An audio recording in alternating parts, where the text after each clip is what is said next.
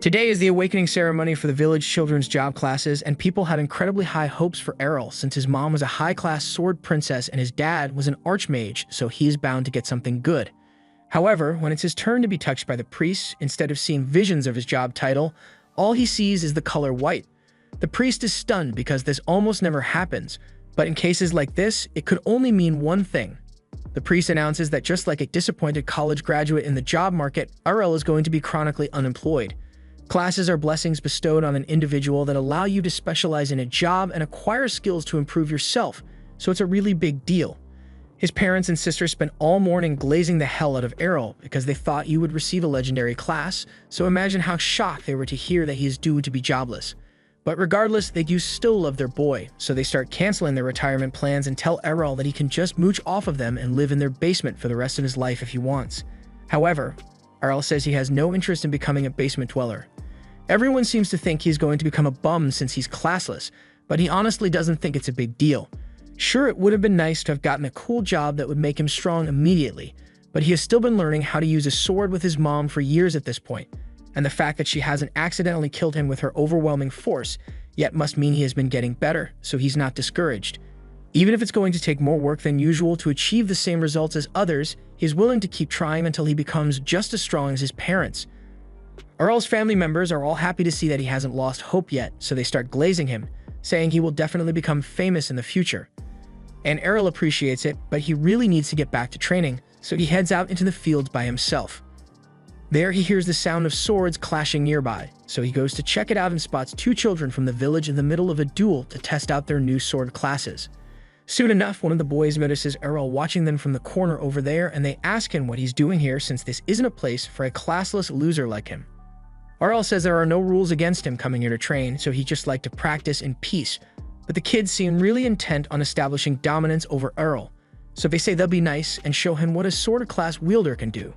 The two of them begin sparring with one another again in front of Errol. He is kind of impressed. Don't get me wrong, their technique is laughable at best, but Errol does think it's intriguing how effective sword skills really are. The first skill anyone with a sword class receives is called basic swordsmanship, and it allows you to swing a sword decently well even if you've never held one in your life, which is clearly the case for these two. He thinks he might actually be able to get some good practice if he goes up against them, so he interrupts and says he'd like to have a duel with them. The kids are offended by the fact that Errol thinks he would stand a chance against them even though he's classless, so they'd agree to the match, but just to make sure, the first kid asks Errol if he has his divine protection. A divine protection is a blessing that everyone in this world is born with, and it basically creates a shield around your body to absorb damage up to a certain extent. Errol informs them that he does have a divine protection, and the boys are relieved to hear that since it means they don't have to worry about accidentally killing Errol during their duel. The first one steps up and charges at Errol, fully expecting to overwhelm him with his initial strike, but to his surprise, Errol is actually holding his ground really well. No matter what he does, he can't find a single weakness in Errol's technique to exploit. He signals for his friend to come over so they can jump Errol, but he sees it coming and jumps out of the way in time. Mostly because the second kid was yelling during his sneak attack. The swordsman class may have given them decent sword skills, but it can't do anything about plain old stupidity, so these two wouldn't be able to come up with a decent attack plan even if their lives depended on it. Either way, he thinks this is a great opportunity to challenge himself by fighting two opponents at once, so he charges towards them, but within seconds he has already knocked them out, and it wasn't as hard as he thought it would be. Any reasonable person would have admitted defeat here, but the boys say they haven't lost yet because, nah, that one didn't count. Just then, a red-haired child shows up, and he tells the two of them to stop whining because on a real battlefield, there are no second chances. Red hair seems to be pretty well known since the boy don't bother arguing with him, and as he walks up to Errol, he tells him that his skill with a sword is remarkable for a classless bum like him. But the only reason he won that match was because he was up against those weaklings, so now Red Hair wants to fight Errol to prove that he is superior. The boys inform Errol that Red Hair is the son of Captain Evans, the village's head guard, and Errol happens to know Evans since he used to show up at their house every so often to ask Errol's mom to help him hunt demons. But to be honest, Red Hair looks nothing like Evans, so Errol briefly considers calling him adopted, but he doesn't want to make him any angrier than he already is. Redhead is only doing this because he thinks his father is the greatest, but everyone else in the village says Errol's mom is stronger, which is true by the way, but Redhead can't accept that. He wants to make it clear that he isn't lazy like those two over there. He awakened his sword skills a year ago and has never skipped a single day of training, so even though he is young, he has already attained some intermediate level sword skills. He believes the skills of parents are inherited by their children, so he is here to prove once and for all that his dad is the best by beating Errol. But Errol calls him out on his BS, because none of what he said made any sense. He's obviously just angry that Errol's mom can beat up his dad, and he's trying to take it out on him, but Errol is always down for a good challenge, so he accepts the duel. The duel begins shortly after, and the two start clashing blades with incredible speed. The other two boys watch on from the sidelines, and they are astonished by the fact that Errol is able to keep up with an intermediate swordsman like Redhead. After fighting for a few minutes, Errol can tell that Redhead is a lot stronger than the other two, but his anger is clouding his judgment, so after one wide swing, Redhead is left completely open, and he plans to take full advantage of that. He closes the distance and aims for Redhead's neck, but at the last second, Redhead uses one of his skills to counter. Errol manages to block the initial strike, but the second slash hits him in the gut and sends him flying into a brick wall. Redhead is surprised that Errol actually managed to block one of the slashes at such close range, but he still got hit in the end, so it's Redhead's victory. Errol asks for an explanation, so Redhead tells him that what he just used was called Twin Blade, and it is an attack skill that allows him to perform 2 strikes in one swing. He admits that Errol is way better than he thought he would be, and he respects him for it, but there's no way someone who is classless like him would ever be able to defend against a sword skill like that. However, Errol takes that as a personal challenge and swears he will find a way to overcome it. A few days later, Errol's sister comes into his room to wake him up, but he really isn't much of a morning person, so he just ignores her and goes back to sleep. However, Astaire then threatens to kiss him if he doesn't wake up, and that's enough to get him out of bed.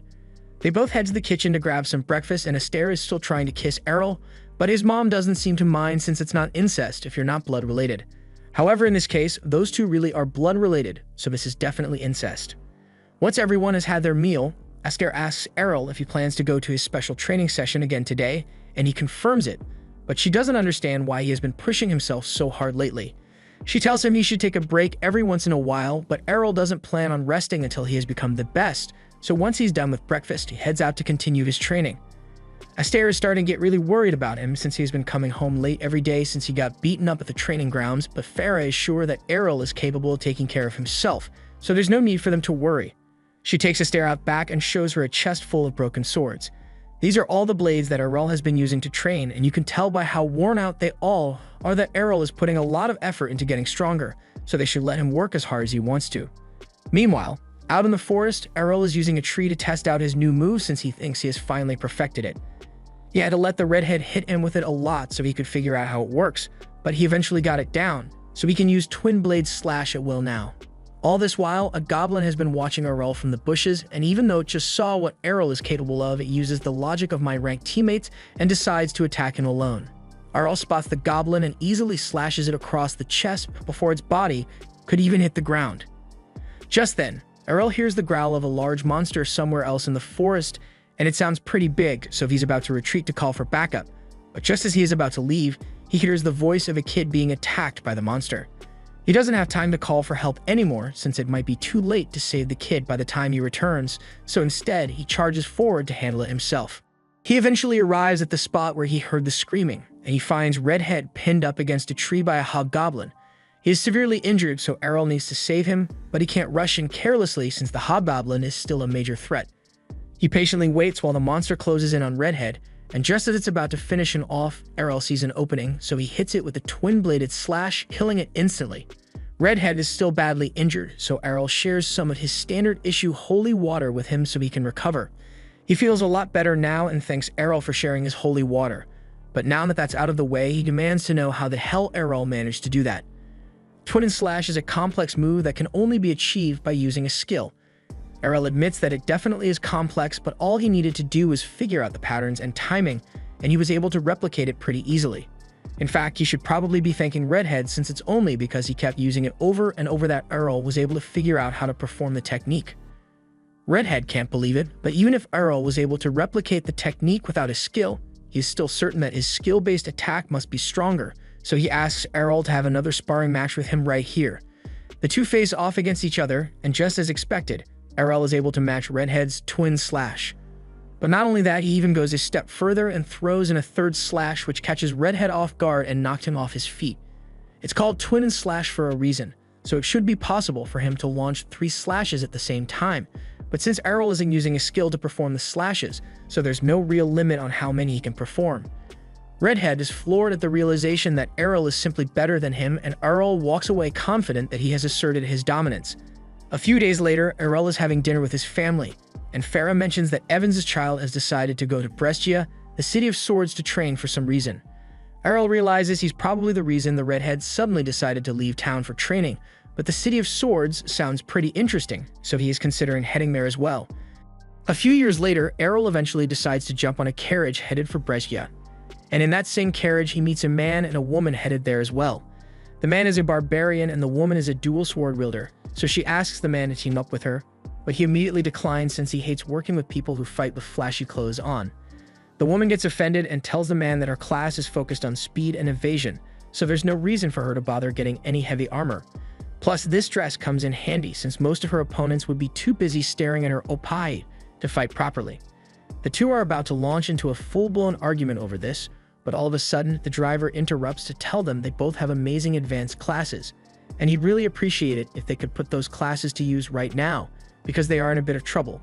The two look forward and realize that the path is being blocked by a horde of orcs, and there's no way to get around them. The barbarian immediately starts freaking out because it'd take an entire party to handle a horde this large, and he knows damn well that he doesn't have what it takes to solo them, so he pushes past the helpless mother and son in the carriage and hightails it out of there. The dual wielder also runs off since she has no intention of risking her life for others, so it looks like everyone else in the cart is doomed. Or at least that would have been the case if Errol weren't here. He runs out to confront the horde and begins cutting them down one after another. The driver is impressed because he can tell that Errol just used the blink step skill, and it is an incredibly versatile skill, but it's practically useless if the user gets surrounded, so he wonders what Errol plans to do in this situation. As the orcs close in on him, he begins spinning around as he executes quick and efficient slashes, and the driver can't believe what he's seeing because Errol is clearly using the sword dance skill, but that's a skill exclusive to the Sword Princess class, and that class can only be obtained by women. Shortly thereafter, Errol stabs the Orc King in the head, putting an end to the battle, and all the others are incredibly thankful for his hard work. Once he returns, the kid in the back asks Errol what class he has because his skills are amazing, but everyone is shocked to find out that he doesn't have one. 5 years ago, after Errol first learned how to use the twin blade skill, his mother had trouble believing what she saw at first. She had completely convinced herself that Errol was doomed to be a bum for the rest of his life because he was classless, but he explains that he is able to naturally learn skills through practice and hard work. On that note, he asked her if she'd be willing to show him some of her Sword Princess skills, so he could try learning those, and after that, he'd like to head to Brescia to train for a while. However, his mother wasn't really paying attention to most of what he said because she was so overjoyed by the fact that her son isn't going to be a loser after all, so she ran inside to tell the others. Back to the present, the carriage has just arrived at the gates of Brescia, so the driver wakes Errol up and tells him they've arrived at his destination. There are a lot of swordsmen here, as well as many other advanced classes, so Errol could probably learn a lot here. But before he leaves, he asks the driver if he has an advanced class as well. He tries to avoid the question by reiterating that he's just a driver, but a regular driver wouldn't have been able to accurately identify Errol's sword skills so easily, so there's clearly something special about him. The driver eventually admits that he actually possesses the Holy Knight class, but he occasionally works as a driver to take a break from all the fighting that comes with his job. He can tell that this is Errol's first time in a big city, so he advises him to go join one of the guilds as soon as he can. Most of the swordsmen here live off winnings from the battle tournament, and you can't join the tournament without a guild. Although he warns Errol to be careful about which guild he joins because there can be some nasty ones out there. After the driver leaves, Errol heads into the city to find a guild to join, and a bunch of them seem to be recruiting, but he wants to make sure he picks the best one. All of a sudden, a blonde girl sneaks up behind Errol, and she attempts to bump into him so she has an excuse to start a conversation. But Errol's too good for that, so she ends up face-planting into the concrete.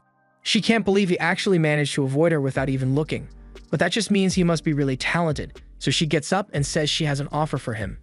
Basically, she asks Errol to join her guild and pulls out an enrollment contract for him to sign, but he immediately tells her he's not interested. Sure, he wants to join a guild, but if she's using desperate tactics like this, then her guild must suck big time. Errol was completely right about the girl's guild, but she still wants him to join, so she offers to go on a date with him if he agrees to join, but Errol tells her she's just as flat as his sister, so he has no interest in going out on a date with her. He then gets ready to leave, but before he does, he asks her if she can point him in the direction of a guild that's actually good.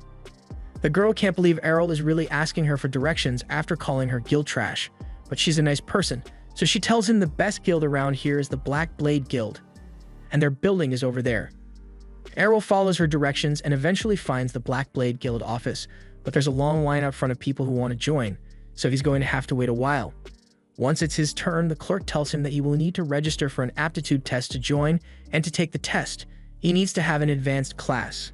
However, when Errol tells him that he is classless, the clerk practically bursts out in laughter and tells his bum to get out of line because he's never going to be allowed to take the test as a classless loser. Errol asks him if he could make an exception just this once since he's sure he'd be able to pass the test if they let him take it, but the clerk tells him rules are rules, so Errol is forced to leave. He then proceeds to attempt to apply to every guild in the city, and unfortunately, the advanced skill of lying to the recruiter doesn't work here since as soon as they checked his card and found out he was classless, they all rejected him. It's clear that no guild is going to accept Errol at this rate, but then he recalls that his mom wrote him a recommendation letter before he left. She told him that if he took it to Reformer Guild, then they'd definitely let him join, so Errol decides to start searching for the place. Just then, Lilia comes up to him again and asks if he's willing to join her guild now, but Errol still has no interest in working with her. She begs him to reconsider since her guild is on the verge of being disbanded since they don't have enough members, but Errol says that's not his problem. Lilia is getting really desperate here, so she gets down on the ground and starts begging Errol to just join. She even offers to lick the dirt off his boots if he agrees to it. But by the time she looks up, Errol is already gone, and the crowd of people nearby is laughing at her pitiful display. Errol has been walking for a while now, and he should be close to his mom's old guild by now, but he's not sure which building it is. Just then, Lily shows up again and asks Errol to at least come visit her guild since it's really close by. In fact, she can see it from here, so she points over at the building, and Errol is surprised because it actually looks pretty nice. He asks why Lilia is so desperate to get new members if the guild is so well established, and essentially, Lilia's guild used to be famous, but a lot of stuff happened, and now it's a shell of its former glory. In fact, they are pretty much the weakest out of all the guilds right now, but she assures Errol that the Dragon Fang Guild will rise to the top again. Errol is shocked to find out that Lilia's guild is called Dragon Fang, because that's also the name of his mom's former guild, so this is a huge coincidence. He is no longer opposed to listening to Lilia's proposal, so he follows her inside and she leads him to the waiting room so they can discuss things. However, her dad happens to be in here, and he's an absolute mess right now.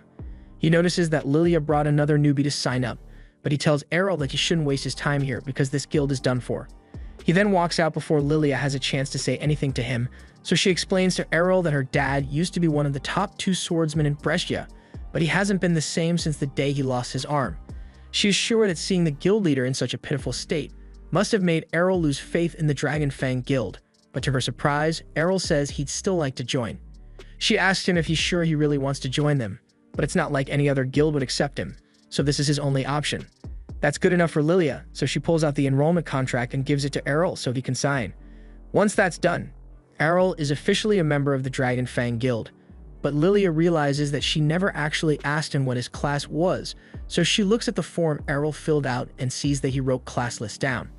At first, she thinks Errol must be joking, so she asks him to take this a little more seriously, but he tells her he is being dead serious and even shows her his ID as proof.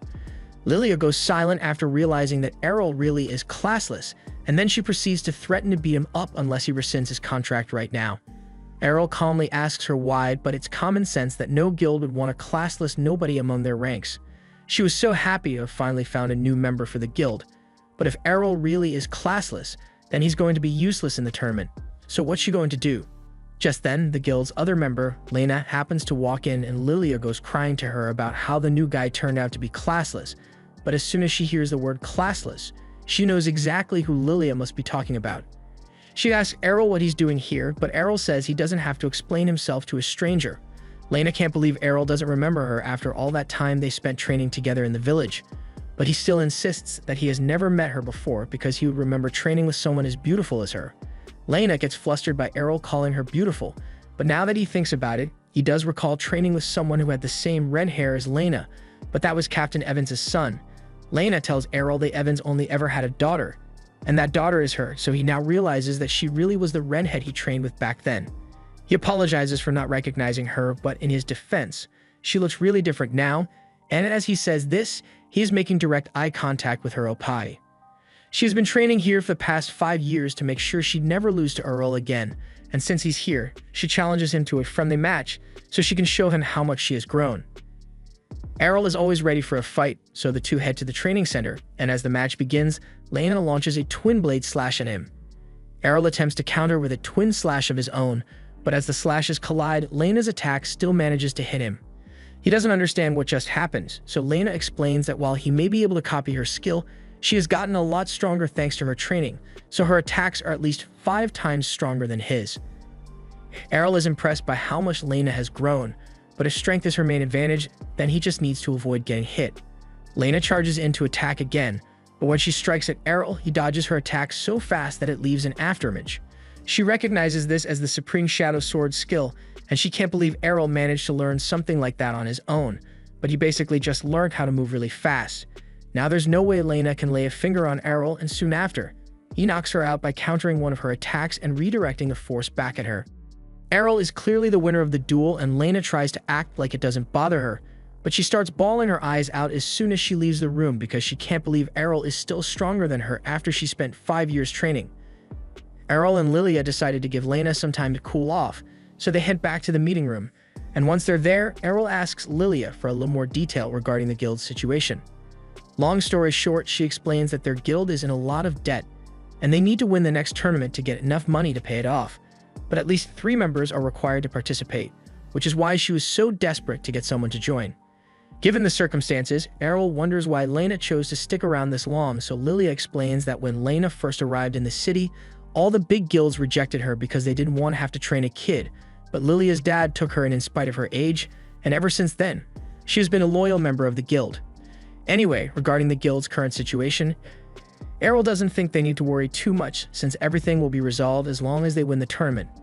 Granted, they'll have to fight teams of 5 with a team of only 3, but he enjoys a good challenge. This was the end of episode 2. Subscribe to not miss the next part.